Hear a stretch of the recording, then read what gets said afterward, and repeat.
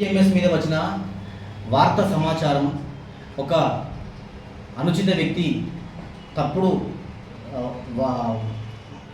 సమాచారాన్ని నాకు ఇచ్చి దాని మీద అంటే నష్టపోతుందని కస్టమర్స్ కానీ వినియోగదారులు నష్టపోతుందని ఒక తప్పుడు అభియోగం వేయడం వల్ల రాసిన వార్త. దయచేసి ఏడిఎంఎస్లో పనిచేసే ప్రతి ఒక్క సభ్యులు కానీ తర్వాత డీలర్స్ కానీ డీలర్స్ కానీ నెట్వర్క్ సంబంధించిన వాళ్ళు కానీ దయచేసి తప్పుడు వార్తను నమ్మకండి. ఎందుకంటే నాకు తప్పుడు సమాచారం వచ్చింది ఈ రోజు నాకు తెలిసింది, ఇంతకుముందుకే తెలిసింది. దీన్ని అందుకే వాళ్ళ దగ్గరికి వచ్చి నేను ఆఫీస్కి వచ్చిన వాళ్ళకు వాయిస్ రికార్డ్ ఇస్తున్నా. ఇటువంటి పరిస్థితుల్లో కూడా ఆ వార్తను నమ్మకండి. ఈ ఏడిఎంఎస్ అనే దాని మీద చాలామంది భక్తున్నారట.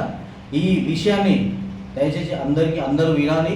అందరూ కూడా ఏడిఎంఎస్లో జాయిన్ అయ్యి మన మీ యొక్క కళను సహకారం చేసుకోవడానికి కోరుకుంటున్నాం. గతంలో కొన్ని న్యూస్ ఛానళ్ళలో కానివ్వండి, న్యూస్ పేపర్లో కానివ్వండి, ఏడిఎంఎస్ పేరు మీద వచ్చిన తప్పుడు వార్తలు కొంతమంది గిట్టని వ్యక్తులు లేదంటే అవకాశవాదులు రాసిన వార్తలే కానీ గత 4 సంవత్సరాలుగా ఏడిఎంఎస్ అనే సంస్థ మీద, ఈ బైక్స్ అనే సంస్థ మీద ఆధారపడి కొన్ని వేల మంది, అంటే దాదాపుగా నాకు తెలిసి ఒక తెలంగాణలోనే 80,000 మంది ఉపాధి పొందుతున్నారు.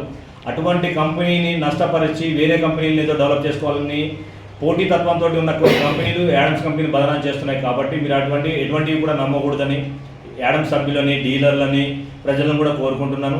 మీకు ఎటువంటి సందేహాలు ఉన్నా కానీ మీరు మమ్మల్ని సంప్రదించవచ్చు. పూర్తి లీగల్ డాక్యుమెంట్స్ అనేది తీసుకోవచ్చు. ఓకే, ఇటువంటి తప్పుడు వార్తల్ని ఎవరైనా కానీ ప్రచురించినా చేసినా మాకు వెంటనే తెలియజేయండి. వాళ్ళ మీద మేము లీగల్ యాక్షన్ తీసుకోవడానికి రెడీగా ఉన్నాం. Thank you so much.